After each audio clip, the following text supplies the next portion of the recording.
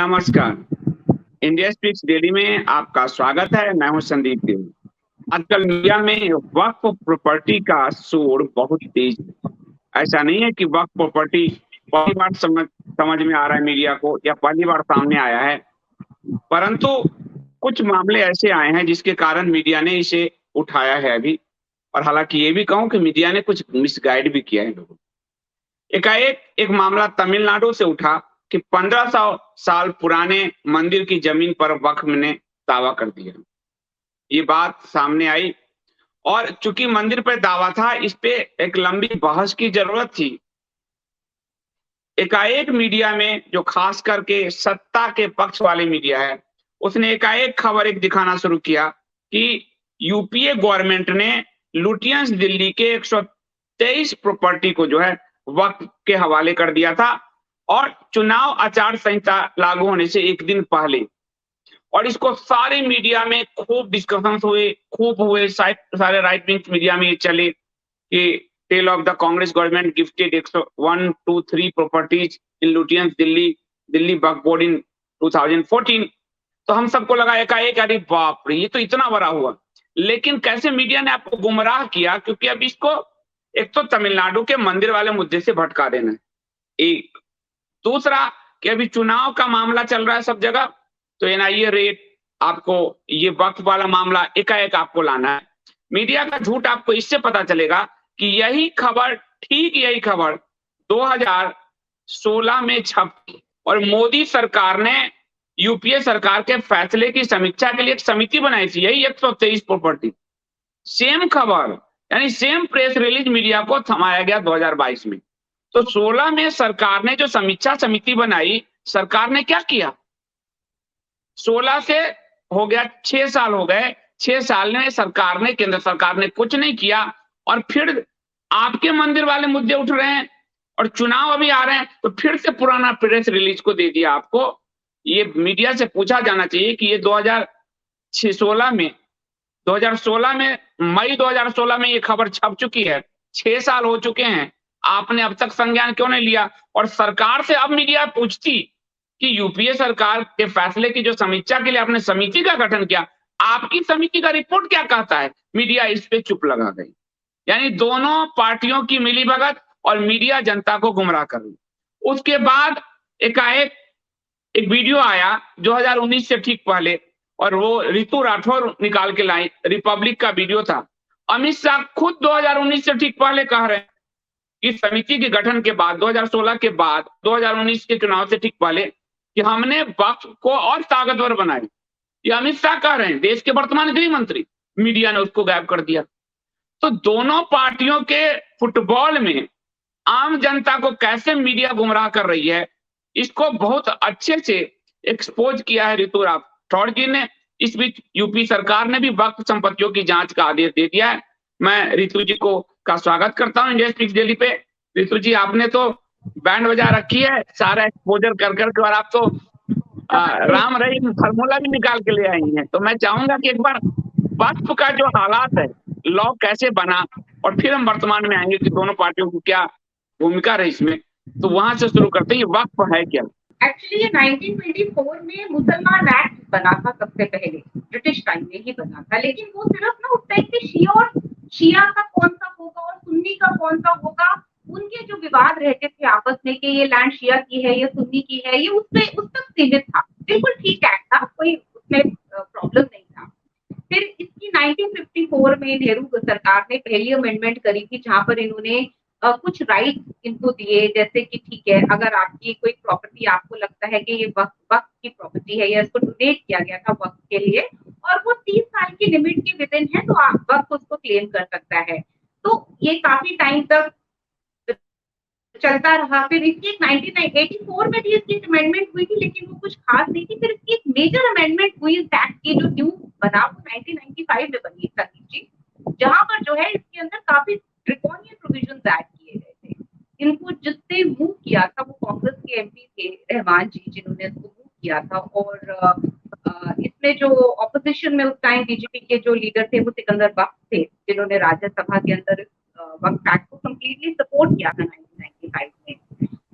उसके बाद जो है संदीप जी, इसकी जो नेक्स्ट अमेंडमेंट हुई थी, तो उसके अंदर ना जब 1995 का था, मैं ऊपर-ऊपर से बताती हूँ आप लोगों को, क्योंकि डीप में जाएँगे तो बहुत इसी पे चर्चा होती रहेगी, कि 1995 में जैसे इन्होंने क्या एक एक्ट ऐड कर दिया कि हर स्टेट को एक कमिश्नर जो है, सर्वेयर कमिश्नर जो है वो अपॉइंट करना पड़ेगा, जो सर्वे करेगा वक़्त के लिए कि क्या वक़्त की ये प्रॉपर्टी है या नहीं है, और वो रिपोर्ट सबमिट करेगा। और ये 10 साल के लिए इसकी अपॉइंटमेंट होती है कि वो 10 साल में वो पूरी रिपोर्ट देनी होती है कि तूने कितनी वक़्त की प्रॉपर्टीज को आइडेंटिफाई करके वक़्त को दिया। तो ये आईएएस, मोस्टली आईएएस ऑफिसर या एसडीएम लेवल के जो ऑफिसर्स होते हैं, वही उन्हीं को अपॉइंट किया जाता है इसके ऊपर। उसके बाद जो है ऐसे इसमें इन्होंने और प्रोविजन भी लेकर आए। इसमें एक प्रोविजन 107 सेक्शन 107 भी ऐड किया गया था 1995 में ही। उसकी पीछे की कहानी भी आप लोगों को बताऊंगी बाद में। तो उसमें 107 में जो है इनको जो लॉ लिमिटेशंस है, मतलब वो जो मैंने रितु जी, शायद पूरी दुनिया में यूट्यूब का सर्वर डाउन हुआ है, काफी कुछ लोग लिख रहे हैं कि सारी पूरी दुनिया में सर्वर डाउन हुआ है। जी जी, आप कहिए, ये थोड़ा थोड़ा चल रहा है। हाँ जी।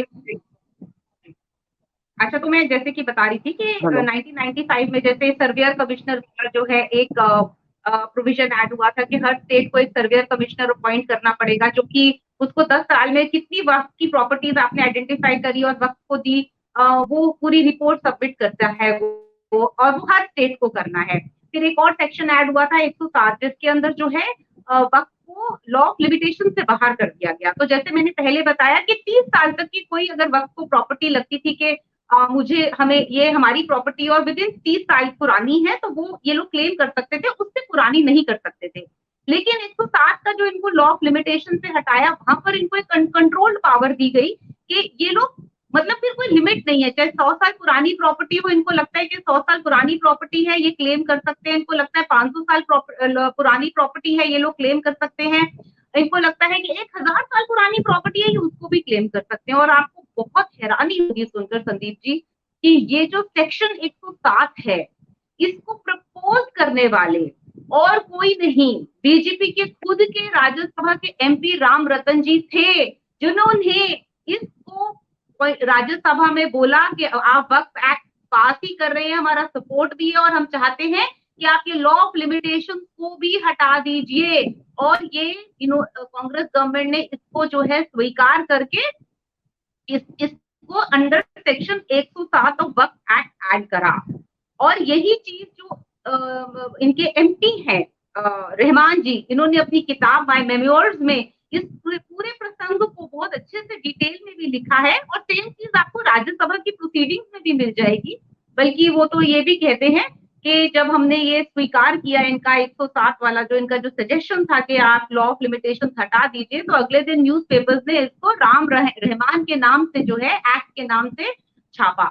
तो किस तरह से बीजेपी की और कांग्रेस की मिली भगत रही और 107 के क्या कॉन्सिक्वेंसेस हुए, इसकी भी हम आगे चर्चा करेंगे। लेकिन ये किस तरह से एक्ट को ड्रैकोनियन बनाया गया। अब इसका नेक्स्ट स्टेप पे हम आते हैं कि इसकी 2013 की अमेंडमेंट हुई। अब वो 2013 की अमेंडमेंट में मतलब वो 2013 में एक्ट इन्फोर्स हुआ, लेकिन इसकी डिबेट 2010 में शुरू हो गई थी कि इसको और पावरफुल किया जाए वक्फ एक्ट को। तो 2010 में इसको लोकसभा में अमेंडमेंट्स को प्रपोज किया गया। उसके अंदर जो है इसका स्कोप जो है और बढ़ा दिया गया।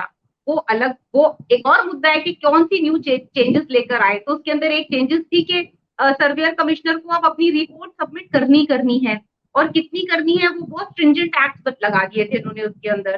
फिर इन्होंने सेक्शन 6 के साथ भी खिलवाड़ किया था, जहां पर इन्होंने जो है पर्सन इंटरेस्टेड से पर्सन एग्रीव्ड कर दिया था, जिससे पूरे वक्त का जो स्कोप था वो बदल गया था।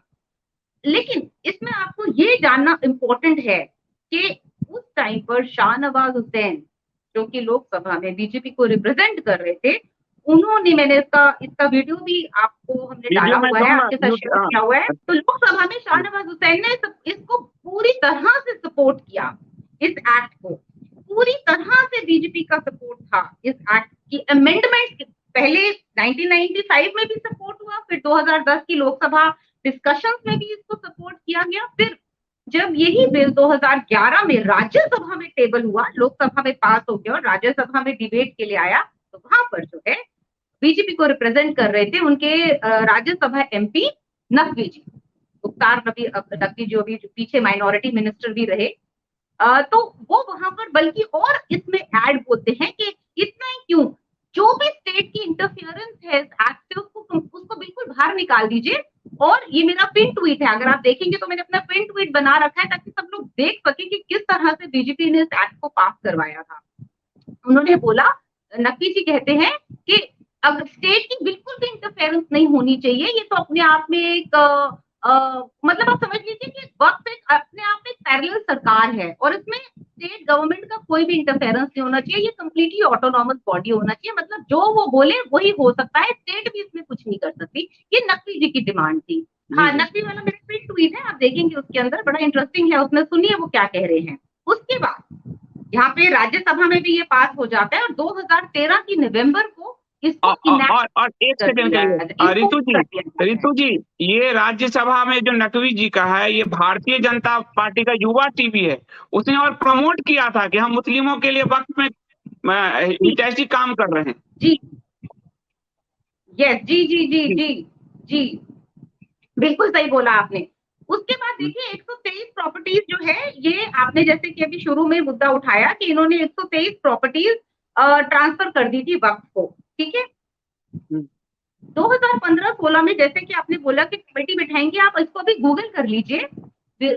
भाजपा सरकार ने मना कर दिया था कि हम वक्फ को रिपील नहीं करेंगे। आप अभी भी इसको गूगल कर लीजिए कि बीजेपी का क्या स्टैंड था। बीजेपी का स्टैंड ये था कि हम वक्फ को रिपील नहीं करेंगे, Waqf Act will not be repealed. ये 2016 का बीजेपी का स्टैंड है। और आज देखिए सेम लोग कितना बड़ा इसको एक मुद्दा, चुनावी मुद्दा बनाने की तरफ लेके जा रहे हैं।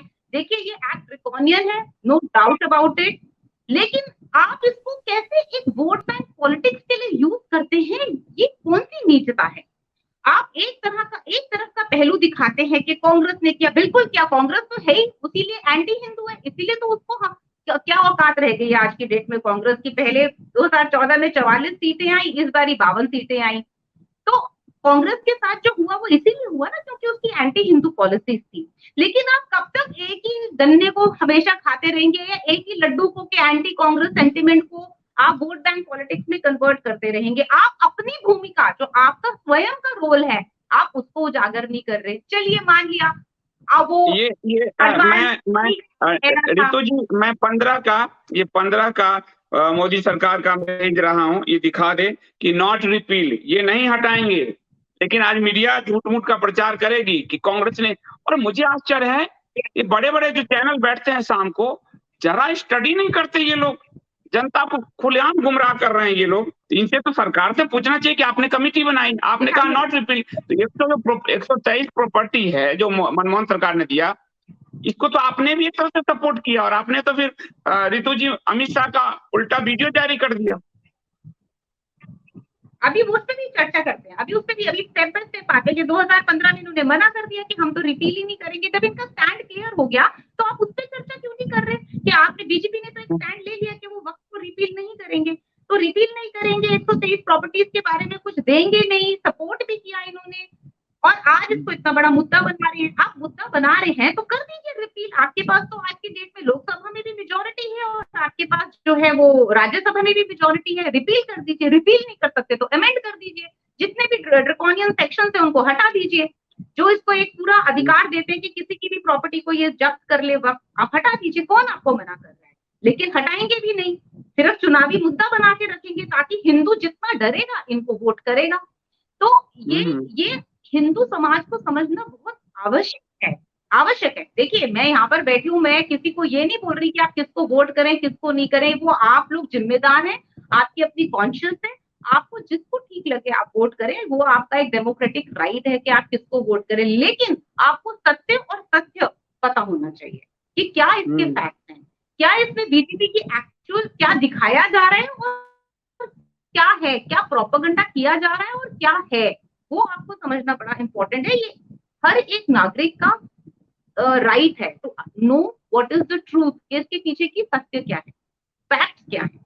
अब आप देखिए इतना सब कुछ ये ड्रामा आज की डेट में हो रहा है। जैसे कि आपने कहा, मैंने अमित शाह जी के खुद के स्टैट्स जो हैं वो पब्लिश करे थे और वो खुद अपने मुंह से कह रहे हैं, अमित शाह जी, ये 2019 का इनका जो है माइनॉरिटी, आई थिंक इलेक्शन से पहले इन्होंने ये जो है ये मुस्लिम समाज को जो है एक एड्रेस किया था, एक रैली करी थी जहां पर ये आंकड़े दे रहे हैं, और आंकड़ों में वो वक्फ के लिए क्या कह रहे हैं, बड़े ध्यान से सुनिए। वो ये कह रहे हैं कि कांग्रेस काल में तो वक्फ को सिर्फ 1 लाख प्रॉपर्टीज मिला उनका वापस, मतलब कांग्रेस काल में 2014 से पहले वक्फ को सिर्फ 1 लाख प्रॉपर्टीज मिला। हमारी सरकार ने तो 5 साल में 5 लाख प्रॉपर्टीज वक्फ के नाम कर दी। आप इसका मतलब समझ रहे हैं संदीप जी? 5 लाख प्रॉपर्टीज वक्फ को देना, मतलब अगर उनका पहले उनके पास 1,000 एकड़ लैंड, 1 लाख एकड़ लैंड था, तो आज की डेट में वक्फ के पास 6 लाख एकड़ लैंड है। इसका मतलब यह है कि आपने उनका जो लैंड ग्रैब था, जो हम इसको कह रहे हैं कि वक्फ एक्ट एक लैंड ग्रैब एक्ट है, कि लैंड को ग्रैब करने का एक्ट है, आपने उसमें उनको हेल्प किया। फिर अमित शाह जी यहाँ पे उनकी बात खत्म नहीं होती, वो जब फिगर ब्रैक करके बोलते हैं कि हमने 5,70,000 वक्फ की प्रॉपर्टीज को डिजिटाइज किया। डिजिटाइज मतलब आइडेंटिफाई करी कि ये वक्फ की प्रॉपर्टी, और उसको अपलोड किया वेबसाइट के ऊपर। फिर वो लास्ट में क्या कहते हैं, अगर आप वो वीडियो देखेंगे, मैंने थ्रेड लिखा है, वो कहते हैं ये वक्फ की प्रॉपर्टीज की सुरक्षा करना तो बीजेपी की जिम्मेदारी है। तो अब आपका अगर ये स्टैंड है कि वक्फ की प्रॉपर्टी जो कि एक लैंड ग्रैब है, वो किसी का भी कब्जा कर लेते हैं, तो मतलब अगर हम इसका तात्पर्य क्या ये निकाले संदीप जी, कि जो ये आज एक पूरा तमिलनाडु का गांव वक्फ ने कैप्चर कर लिया, जिसमें 1500 साल पुराना मंदिर भी है, और वो अपने इस वक्फ एक्ट के हिसाब से वो ये कर सकते हैं, उनके पास ये अधिकार है। अगर आप वक्फ एक्ट पढ़ेंगे, उन्होंने कोई गलत नहीं किया, ये उनका अधिकार है। उनको सेक्शन 40 है वक्फ एक्ट का, वो ये पूरी पावर देता है, क्लब्ड विद सेक्शन 107, जो कि भाजपा के राम रतन जी ने जिसको पास करवाया था और सजेशन दिया था, और ये अमेंडमेंट में ऐड करवाया था।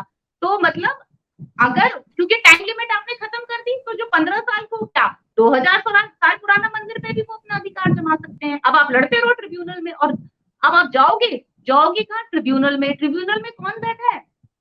एक जिसको पूरी इस्लामिक लॉ की अंडरस्टैंडिंग है, एक ऐसा जना होना चाहिए ट्रिब्यूनल में, वक्फ के ट्रिब्यूनल में, जो कि सिविल कोर्ट नहीं है, वो वक्फ का अपना ट्रिब्यूनल है, जिसमें ऐसा जना बैठा होता है जिसको इस्लामिक लॉ की, इंडियन लॉ की नहीं, कॉन्स्टिट्यूशनल लॉ की नहीं, इस्लामिक लॉ की पूरी जानकारी हो। सेकेंड, एक जुडिशरी मतलब रिटायर्ड जज या सर्विंग जज मेंबर होता है, और थर्ड एक एसडीएम लेवल का ऑफिसर उसके अंदर जो है वो बैठा होता है। अब आप मुझे एक चीज बताइए संदीप जी, वो जो एक इस्लामिक लॉ जानने वाला है, क्या वो हिंदू होगा? वो किसी भी तरीके से वो हिंदू होगा? वो तो बस नेचुरल है ना कि मुसलमान वहां पे बैठेगा, और जब वहां पे मुसलमान इस्लामिक लॉ का प्रीचर वहां बैठेगा, वो किसके हक में डिसीजन देगा? किसके हक में देगा? वो तो अपने हक में देगा ना। तो अपने हक में देगा। क्या हम इस बात से समझ रहे, जब अमित शाह जी कह रहे हैं कि हम भाजपा सरकार प्रतिबद्ध है वक्फ की प्रॉपर्टी की रक्षा करना, मतलब क्या अब भाजपा ये जो तमिलनाडु में गांव ले लिया है, इन्होंने अपने कब्जे में कर लिया है, क्या अब बीजेपी उसकी सुरक्षा करेगी? क्या अब वो, क्योंकि वो तो वक्त ने डिक्लेयर कर दिया अपने लॉ, अपनी पावर के हिसाब से उन्होंने बोल दिया जी कि हमारा है, आप ट्रिब्यूनल में आप जाइए, लड़िए, वहां पे लड़ते रहिए, वहां पे इस्लामिक लॉ जो प्रीचर बैठा है, जज बैठा है, एसडीएम बैठा है, वो बताएंगे कि क्या करना है आपको, क्या नहीं करना। तो क्या जब तक वो नहीं डिसीजन होता, क्या बीजेपी उनकी उस प्रॉपर्टी को, जो कि एक मंदिर भी है जिसके अंदर, क्या उसकी सुरक्षा करेगी? तो जब बीजेपी ये कह रही है कि हम वक्त की प्रॉपर्टीज की रक्षा करने के लिए यहाँ बैठे हैं, तो संदीप जी बात फिर हम कहाँ कौन से लेवल की कर रहे हैं? ये जो शोर मचाया जा रहा है, ये किस लिए मचाया जा रहा है? पहले तो क्वेश्चन बीजेपी से पूछिए ना कि आप सरकार में है, आपको हिंदुओं ने वोट दिया, आपने हिंदू करके वोट मांगा, तो आप बताइए आप क्या करेंगे? आपका आज की डेट में आपकी क्या स्टैंडिंग और पोजीशन है? आप उसका एक हमारे को प्रेस रिलीज दीजिए ना। क्यों हमारा हिंदू समाज जो है सरकार से आंसर मांग रहा? और बड़ी बात है कि ये इनको अधिकार है 303 सीट वाले को, कांग्रेस को कम सीट वाले में 1995 में नरसिम्हा राव के पास बहुमत नहीं था, 2010 में सोनिया के पास बहुमत नहीं था, 2013 सोनिया के पास बहुमत नहीं था, 303 हमने क्या घास छीलने के लिए दिए? किसके एग्जैक्टली? तो मतलब आपको हमने वोट दिया, तो आप हमको बोलते हैं कि इनसे क्यों पूछ रहे हो? जाके कांग्रेस से पूछो। अरे क्या कांग्रेस पावर में है? क्या हमने कांग्रेस को वोट दिया है? कांग्रेस ने तो ये सब सारा काम किया, गलत काम किया, तभी तो वो आज यहाँ पर बैठे हैं ना। सिर्फ 50 सीट लेके बैठे हैं ना, इसीलिए बैठे हैं ना। तो क्या अभी भी सही बात। बोलेंगे उत्तरदायित्व? आप ऑपोजिशन में या पावर में है? 330 सीट 2 साल कंटिन्यूअस आपको एब्सोल्यूट मेजोरिटी दी है हिंदू समाज ने। 282 303। पहले आप लोग कहते थे हमारे पास राज्यसभा में हमारे पास मेजोरिटी नहीं है। वो बात अलग है कि मेजोरिटी नहीं थी, तब भी SC/ST एक्ट का ऑर्डिनेंस आ गया, ट्रिपल तलाक का ऑर्डिनेंस आ गया, जो कॉन्स्टिट्यूशन 7 बार इन्होंने अमेंड कर दिया विदाउट राज्यसभा मेजोरिटी। लेकिन जब हिंदू चीजों की बात आती है कि टेम्पल मैनेज, क्या आप टेम्पल फ्रीडम बिल ला दीजिए जी, हम सारे मार्क्सिस्ट प्रोवादी और सरकारी हिंदू जो है बोलने लगते हैं जी अभी ना राज्यसभा में हमारे पास जो है वो मेजोरिटी नहीं है। फिर अब तो आपके पास राज्यसभा में भी ऑलमोस्ट मेजोरिटी हो गई है, तो आप कर दीजिए। तो क्यों हम जवाबदेही नहीं मांग रहे सरकार से जिन्होंने हिंदू नाम से वोट लिया है? क्या बल्कि आप मतलब ठीक है, बाकी तो सारी पार्टीज हैं ही एंटी हिंदू, लेकिन हमने उनको वोट तो नहीं दिया ना। हमने किसको वोट दिया? हम जिसको वोट देंगे उससे अपना जवाब मांगेंगे ना। सवाल पूछेंगे, सही बात है, और बिल्कुल पूछेंगे, क्योंकि आप झूठ बोल रहे हैं। और मुझे गुस्सा इस बात का है, मैं सरकारों से भी ज्यादा, क्योंकि मैं मेरी पहली किताब से अगर आप देखेंगे, मैं घर में झाड़ू लगाने वाला की भूमिका में हूँ। मीडिया इतना मिसगाइड कर रही है 123 प्रॉपर्टी को लेके, बड़े बड़े चैनल, और वो चैनल के एंकर यूट्यूब भी चला रहे हैं और इतनी बकवासबाजी कर रहे हैं, जो ये पूछ नहीं रहे हैं कि आपका 15 में आप करें नो रिपील, 16 में आप कहते हैं कमेटी बनाएंगे, कमेटी का कोई रिजल्ट नहीं है, फिर अमित शाह कहते हैं हम इसको सुरक्षित करेंगे। तो अब आप 123 वाले उछाल क्यों रहे हो? सेम प्रेस रिलीज जो 15 में मीडिया को थमाई गई थी, 16 में वही प्रेस रिलीज थमा दिया इनको। तो क्या मतलब बनता है इसका? और अपना रोल क्यों नहीं बता रहे? क्यों मीडिया वाले नहीं बता रहे कि इस बिल को पास करने में बीजेपी का पूरा सहयोग रहा है कांग्रेस को? ये तथ्य क्यों नहीं लाया जा रहा सामने? क्यों नहीं बताया जा रहा कि ये जो सेक्शन 107 जो कि अनकंट्रोल्ड पावर देता है, ये बीजेपी का सजेस्ट किया हुआ 1995 में। आपको एक बड़ा मजेदार इसका एक किस्सा बताती हूँ। वो बात अलग है कि क्योंकि ये लॉ ऑफ लिमिटेशन अब अप्लाई नहीं करता है इनके ऊपर, इन्होंने Delhi airport, Delhi high court, जितनी भी सरकारी प्रॉपर्टीज हैं इनको भी हथियार दिया हुआ है। उसके अलग वो अंडर सेक्शन इनका एक और आता है जिसके अंदर ये लोग कुछ भी कर सकते हैं। बहुत सेक्शन है, वो भी मैं आपको धीरे धीरे बताऊंगी कि ये लोग क्या क्या कर सकते हैं। लेकिन 107 की वजह से क्या हुआ, बड़ा इंटरेस्टिंग केस ओडिशा से आता है हमारे पास। तो ओडिशा में एक मिस्टर मिश्रा थे, उनके पास जो प्रॉपर्टी थी वो ऑल ऑफ अ सडन उनको पता चलता है कि वो तो उनकी प्रॉपर्टी है ही नहीं, वो तो वक्फ में रजिस्टर्ड है। अच्छा, वक्फ में क्या एक लॉ है संदीप जी कि अगर वक्फ ने डिसाइड कर लिया, उनका जो सेक्शन 40 उनको पावर देता है कि जो कमिश्नर है, जो सर्वेयर कमिश्नर सरकार अपॉइंट करती है, वो बोल देता है कि हाँ ये वक्फ की प्रॉपर्टी है, तो वक्फ को उस जो ओनर है, जो भी करंटली ओनर है, उसको बताने की जरूरत भी नहीं समझते वो लोग कि वो उसको एक नोटिस भेजें। वो सिर्फ रजिस्ट्रार ऑफ कंपनीज में आपको बोल देते हैं कि ये प्रॉपर्टी हमारी है, आप अपडेट कर दीजिए। अब रजिस्ट्रार ऑफ कंपनीज में भी वो अपने उसके अंदर जो है वो अपने मतलब से कर देते हैं बेचारे। अगर आपका घर आ गया तो आपको कुछ पता नहीं, जब तक आप उसको बेचने नहीं जाएंगे या कुछ करने नहीं जाएंगे, आपको नहीं पता चलेगा कि वो प्रॉपर्टी आपकी ऑलरेडी वक्त एक्वायर कर चुका है। वो जब आप बेचने जाएंगे तो उसी तरह से ये जो मिस्टर मिश्रा जी थे, ये बेचारे जब बेचने लगे तो इन्होंने कब की प्रॉपर्टी, आज 1960 की प्रॉपर्टी उनकी, उन्होंने 1960 में वो प्रॉपर्टी अपने ओडिशा में खरीदी थी। और उन्होंने वो प्रॉपर्टी, अब उनको वक्त ने उनकी वो प्रॉपर्टी एक्वायर कर ली। क्यों कर ली? क्योंकि ये लॉ ऑफ लिमिटेशन सेक्शन 107 से इनको जो लॉ ऑफ लिमिटेशन है, मतलब 30 साल ये बात जितना मर्जी पुराना हो आप एक्वायर कर सकते हैं। तो उसका आपको मैं एक एग्जाम्पल बता रही हूँ कि वो एग्जाम्पल ये है कि कॉमन हिंदू, एक कॉमन मैन के लिए वो कितना ड्रैकोनियन और कितना भयानक है कि उन बेचारे मिश्रा जी को अपना 1960 में लिया हुआ घर वक्फ को सरेंडर करना पड़ गया। और कोर्ट ने भी वक्फ के उसमें हक में फैसला दिया था, मिश्रा जी के हक में फैसला नहीं दिया। क्यों कोर्ट तो बोलेगा मेरा काम है लॉ को इंटरप्रेट करना। अगर अब वक्फ एक्ट पार्लियामेंट में पास हुआ है जहाँ पे लॉज बनते हैं, तो मैं तो उसको सिर्फ इंटरप्रेट करूंगा और जो वो लॉ कहते हैं मैं उसके हिसाब से अपना डिसीजन दे दूंगा। तो ये चलता रहेगा सिलसिला जब तक कि ये एक्ट रिपील नहीं होगा या इसके अंदर से ये अमेंड नहीं होगा, ये सिलसिला चलता रहेगा। आज वक्त के पास एक ऑलमोस्ट आप ये समझ लीजिए कि पाकिस्तान ऑलरेडी जितना लैंड ऑलरेडी उनके पास दोबारा आ चुका है। 6 लाख एकड़ 6 लाख एकड़ को अगर आप स्क्वायर किलोमीटर्स में कन्वर्ट करेंगे तो आप देखेंगे कि यूपी के 17 जिले उस एरिया के अंदर आ सकते हैं।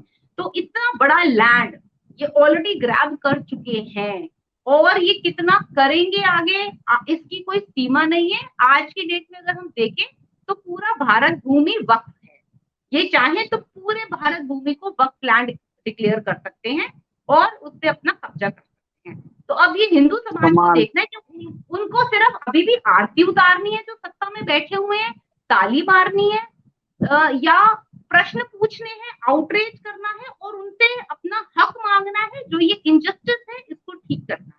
तो ये अब तो हिंदू सोसाइटी के ऊपर है टोटली, क्योंकि सरकारें तो मूव नहीं करेंगी जब तक आप चिल्लाओगे नहीं। एक माँ भी उसी बच्चे को दूध देती है जो रोता है। और ऋतु जी, पहले विभाजन करके भारत को तोड़ के पाकिस्तान दे दिया और अब भारत के अंदर ही भारत को बेच दिया। दोनों पार्टियों ने मिलकर भारत को बेच दिया और हिंदुओं को मूर्ख बनाया। बिल्कुल बिल्कुल, मतलब आप ये देख लीजिए आज की डेट में भारत के अंदर एक और पाकिस्तान रेडी है with the help of Congress and BJP. Both Congress and BJP are responsible for it. अच्छा, बीजेपी के प्रवक्ता अश्विनी उपाध्याय जो सुप्रीम कोर्ट में जा रहे हैं वक्फ के लिए, तो वक्फ का सुप्रीम कोर्ट से ज्यादा तो ये संसद का मैटर है, तो इस पे आप क्या कहेंगे? आपने बहुत अच्छा ये प्रश्न पूछा और बहुत इंपॉर्टेंट पॉइंट आपने ये बताया। देखिए, हम अपनी इंथुजियाज्म में, मैं ये नहीं बोलूंगी कि अश्विनी उपाध्याय जी की इंटेंशन कुछ वो है, हम अपने इंथुजियाज्म में फटाफट कोर्ट भाग जाते हैं, लेकिन हमको ये समझना बड़ा इंपॉर्टेंट है कि कोर्ट में क्या होगा जाकर। अब आप देखिए कोर्ट क्या बोलता है, कोर्ट बोलता है भैया लॉ तो पार्लियामेंट में बनता है ना। जब पार्लियामेंटेरियन जिसको इस देश के लोग चुनते हैं, डेमोक्रेसी है, तो डेमोक्रेसी में सबसे प्रधान कौन होता है? जिनको लोगों ने चुना। जिनको लोगों ने चुना वो कहाँ बैठते हैं? वो पार्लियामेंट में बैठते हैं। वो क्या करते हैं? वो लॉज बनाते हैं, वो लॉज इनैक्ट करते हैं। अब जुडिशरी की क्या जिम्मेदारी है कि जो लॉ लोगों के चुने हुए लोगों ने बनाया वो उसको इन्फोर्स करे और उसकी रिस्पेक्ट करे। तो अब आप जाके कोर्ट के पास जाके भागे भागे जाते हो पीआईएल लेके, और कोर्ट आपकी कोई भी पीआईएल को एक्सेप्ट नहीं करता, आपको जो है वो 2 शब्द और सुनाकर बाहर कर देता है। और उसमें डेंजर क्या है? आप देखिए, आप गए कोर्ट के पास, बट नेचुरल है, आप मुझे आज तक की इंडिपेंडेंस के बाद की हिस्ट्री में बता दीजिए कि कोर्ट ने किसी भी लॉ को रिपील किया हो या अनकॉन्स्टिट्यूशनल ठहराया हो।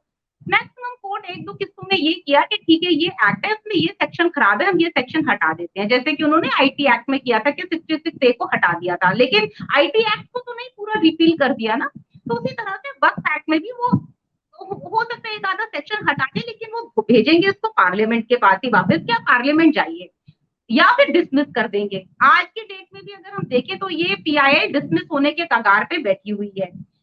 एक बार कोर्ट ने इसके ऊपर नेगेटिव डिसीजन दे दिया संदीप जी, तो फिर क्या होगा? फिर आप कोर्ट के पास जाकर जो है वो पूरा ही गेम बिगाड़ देते।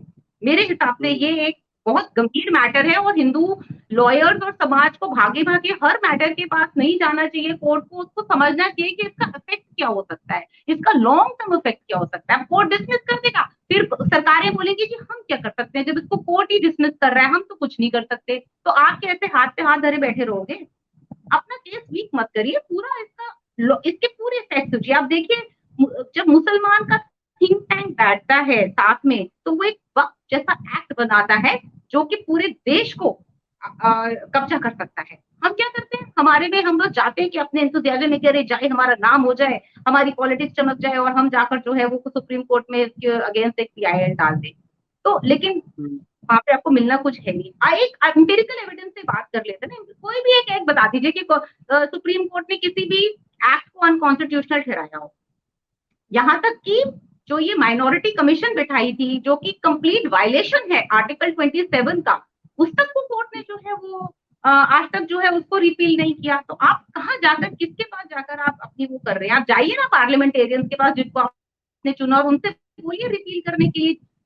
SC/ST एक्ट का अगेंस्ट भी तो जब सुप्रीम कोर्ट ने उसका एक, देखिए कितना इंटरेस्टिंग केस है, कि सुप्रीम कोर्ट ने SC/ST एक्ट का जो बड़ा ड्रैकोनियन एक छोटा सा पार्ट था कि नहीं भी आप ऐसे अरेस्ट नहीं कर सकते किसी को, कुछ प्रूफ आपको देना पड़ेगा तब अरेस्ट कर सकते हैं और बेल मिल सकती है आपको, इट्स बेलेबल ऑफेंस। कैसे इसी सरकार ने, जब इनके पास राज्यसभा में मेजोरिटी भी नहीं थी, फटाफट ऑर्डिनेंस लाकर उसको ओवररूल कर दिया जुडिशरी को। तो क्या इस एक्ट में नहीं कर सकते?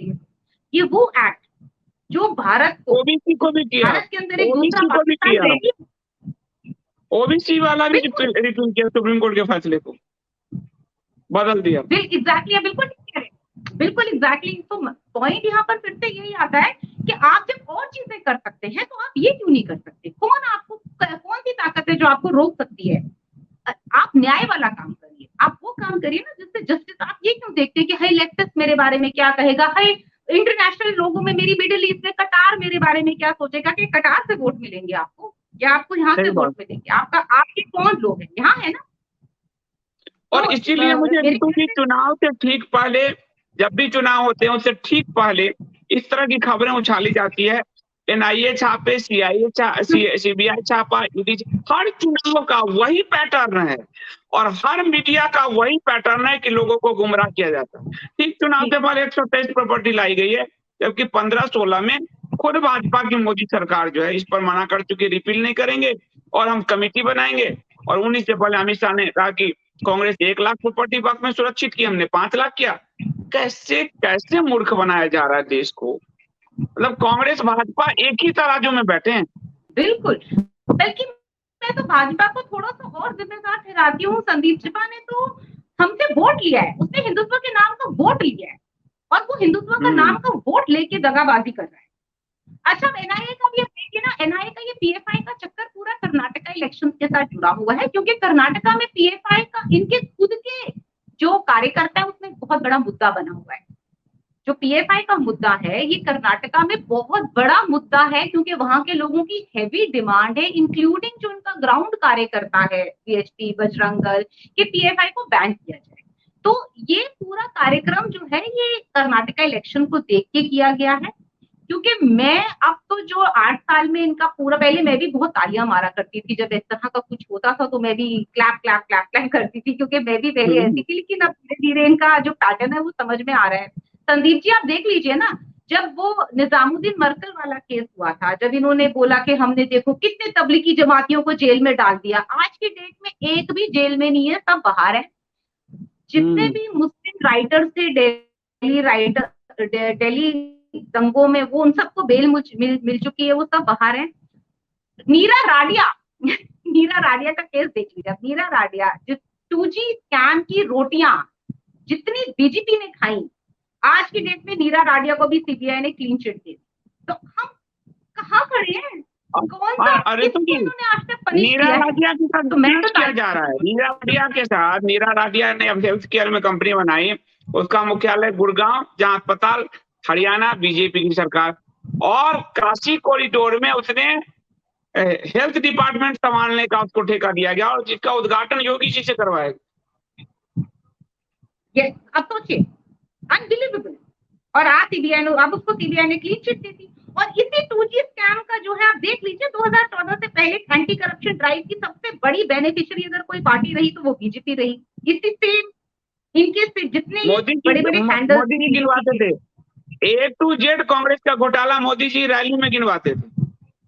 बिल्कुल गिनवाते थे। जी से 2G, जी से जीजा जी घोटाला, वो जीजा जी भी बाहर है अभी, रॉबर्ट वाड्रा भी बाहर है, सभी बाहर है। आप मुझे बता दीजिए ना, एक बता दीजिए जिसकी कन्विक्शन करी हो। ये तो बड़े बड़े नाम ले रहे हैं आप संदीप जी, ये तो बहुत बड़े बड़े नाम है, इनको तो छोड़िए। आप तो छोटे छोटे नाम, आप तो नीरा राडिया भी फ्री हो गई। तो बड़े बड़े नाम है, वो तो बड़े लोग हैं। आप छोटे लोगों में से कोई गिनवा दीजिए कि किसी एक कोई कन्विक्शन हुई हो। शशि थरूर वो बाहर बड़े आराम से, उनको भी फ्री है। पहले जब सुनंदा पुष्कर का मर्डर उसकी खूब रोटियां खाई, पॉलिटिकल रोटियां सेकी गई, अब कहाँ है वो?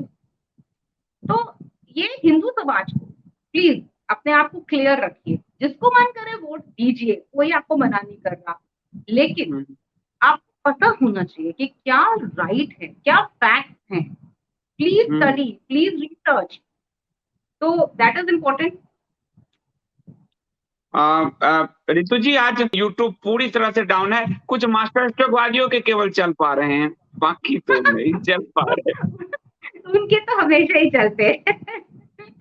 तो जी। और ये उनको मैं उसपे कई लोग लिख रहे हैं कि इनके चलने इसके चलने, इसका मतलब है उन्होंने देखा होगा कि रितु जी एक्सपोज करती हैं और संदीप जी एक्सपोज करता है, तो कहीं ये दोनों मिलके कुछ करे ना, उसको डाउन करवा दिया होगा। इन लोगों के आदमी ट्विटर पे, यूट्यूब में, गूगल में हर जगह बैठे हुए हैं, तो ये प्लीज बी रेस्ट एश्योर्ड कि लोग कुछ भी कर सकते हैं। क्योंकि ये वक्त वाला घोटाला बड़ा घोटाला है, और इसमें अगर ये चीज खुल जाता है कि भाजपा की भी सहभागिता है, तो ये इनको डैमेज करेगा। इनको हिमाचल चुनाव, इनको गुजरात चुनाव और इनको कर्नाटका चुनाव के लिए जो पत्ते खेले थे, वो पत्ते सही नहीं पड़ेंगे।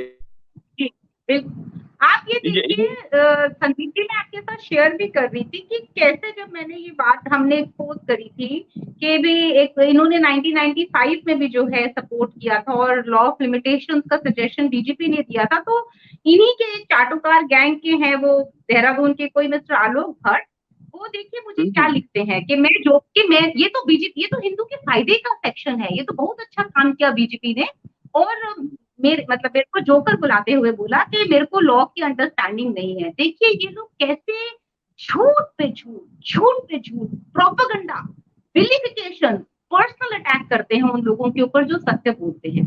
लॉ ऑफ लिमिटेशन और तिरंगा लगा के, समझ नहीं आया। और रितु जी तिरंगा लगा के झूठ बोलते हैं, तिरंगा लगा के झूठ बोलते हैं। ये लोग सिर्फ झूठ ही बोलते हैं। फिर आप देखिए इनका चलता कैसे है। ये भाई साहब जी ये ट्वीट करेंगे, फिर जो आरएसएस और बीजेपी की व्हाट्सएप मशीनरी है, इनका पूरा कैप्चर है व्हाट्सएप के ऊपर, फिर ये उसकी एक झूठी पोस्ट बनाते हैं जिसमें पूरा प्रोपेगेंडा लिखा होता है कि नहीं ये सब झूठ होता है। फिर वो व्हाट्सएप के थ्रू पूरे कोई एक ऐसा हिंदू घर नहीं है, 10-15 करोड़ लोगों तक ये पहुंचा देते हैं अपनी इस झूठ को। तो मेरी हाथ जोड़ के विनती है, संदीप जी, इसका एक बड़ा इंटरेस्टिंग किस्सा मैं आपको सुनाती हूँ। एक ना आरएसएस की पोस्ट जो आरएसएस के व्हाट्सएप ग्रुप में चलती है, संघियों के व्हाट्सएप ग्रुप में लास्ट 2-3 साल से वो चलती आ रही है, तो उसके अंदर लिखा है कि आर्टिकल 38 ऑफ द कॉन्स्टिट्यूशन है वो इतना ड्रिकोनियन है, उसको जो है नेहरू ने पास करवाया, पटेल ने अपोज किया, लेकिन नेहरू ने जो है वो सेक्शन 38 को लाके हिंदू के सारी चीजों को डिस्ट्रॉय कर दिया। ये इनका लास्ट 2-3 साल से ये इतना वायरल मैसेज है इनका। अब सत्य ये है संदीप जी कि कॉन्स्टिट्यूशन में आर्टिकल 38 नाम की कोई चीज ही नहीं है, लेकिन आज की डेट में वो नेहरू को विलीफाई करने के लिए और पटेल को ग्रेट साबित करने के लिए पूरे हिंदू समाज को ये लगता है कि आर्टिकल 30 कोई एक चीज है।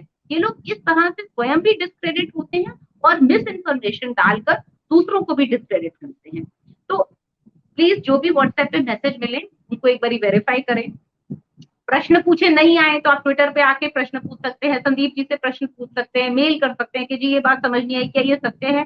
क्योंकि हम आपको अश्योर कर रहे हैं कि 90% फेक न्यूज, प्रोपेगेंडा और ये पूरा सरकारी मीडिया, जैसे कि संदीप जी आपने बोला कि सिर्फ एक साइड की न्यूज आपको सुनाता है, एक चेहरा दिखाता है, उसके पीछे का चेहरा नहीं दिखाता, क्योंकि वो चेहरा गंदा है, वो चेहरा बीजेपी को एक्सपोज करता है, इसलिए नहीं दिखाया जाता। तो ये तो टोटली हम आप लोगों को सिर्फ गाइड कर सकते हैं, बता सकते हैं कि go for truth, go for fact, don't fall for the false propaganda. अब आपको बोल देंगे जी लॉ ऑफ लिमिटेशन तो हिंदू के फायदे के लिए, आप बोलेंगे जी क्योंकि बीजेपी के उसमें आया, जी बिल्कुल होगा फायदे का, है उल्टा, टोटली उल्टा, कि लॉ ऑफ लिमिटेशन वक्त को एक ऐसी अनकंट्रोलेबल पावर दे देता है कि वो किसी भी प्रॉपर्टी को अपनी बना सकते हैं, 1000 साल की हो, 500 साल की हो, 300 साल की हो, नो क्वेश्चन आस्क्ड। और वक्फ एक्ट के तो अपनी जो है वो अपने आप में बड़ा ड्रकोनियन सेक्शन है, उसके तो सेक्शन 5, 6, 7, 4, 5, 6, 8, 55, 101, 104, 105, 107, अगर आप ये पढ़ ले इंडियन कानून पे जाके तो आपकी आंखें बाहर आ जाएंगी कि क्या दे रखा है। मतलब न्यूक्लियर बॉम्ब दे रखा है आपने इनको कि कुछ जो चाहे कर सकते हैं। नहीं, इसको आपने बहुत अच्छे से समझाया, और आज इन्होंने बहुत डिस्टर्ब किया है, चलने ही नहीं दे रहे हैं। वैसे तो शुरू में सारे चैनल्स पे थे, लेकिन धीरे धीरे सारे चैनल्स ओपन हो गए, लेकिन यहाँ इसको नहीं चलने दिया है। हम छोड़ेंगे नहीं, सच हम बता कर रहेंगे। और हम सीधा लाइन लेंगे कि कांग्रेस और भाजपा ने मिलकर 6 लाख एकड़ जमीन मुसलमानों के हवाले किया। बस बिल्कुल, एक मिनी पाकिस्तान। यूपी की 17 बस जिले जो हैं उसके अंदर काबू हो जाते हैं। बिल्कुल सही। ठीक ठीक ठीक। Thank you so much Ritu ji, क्योंकि आपने बहुत सो कुछ मच अच्छी जानकारी दी। और मैं चाहूंगा इस पे एक ना लंबा सा पोस्ट या एक लेख भी लिखें, क्योंकि वीडियोज को ये लोग डायलूट करवा रहे हैं, दबा रहे हैं। तो एक पूरे लेख में आपके सबूत जो रहेंगे वो भी हमें फैलाने में सब जगह आसानी हो जाएगी। जी, मैं जरूर इस पे एक थ्रेड लिखूंगी या लेख लिखूंगी, आप ही के इंडिया स्पीक पे इसको पब्लिश कर देंगे। हाँ हाँ, ठीक ठीक। Thank you Ritu ji, thank you so much. Thank शुभ यू, रात्रि। नमस्ते, शुभ रात्रि। शुभ थैंक। तो ये थी रितु जी। और आज बहुत ज्यादा डिस्टर्ब किया यूट्यूब ने, लाइव चलने नहीं दिया है। शुरू में तो शायद सब जगह वर्ल्ड वाइड गड़बड़ी थी, लेकिन धीरे धीरे सारे चैनल्स को खोला गया। इन स्पीच को अभी भी डाउन किया हुआ है, पर सच पहुंचा कर रहेंगे। बहुत बहुत धन्यवाद।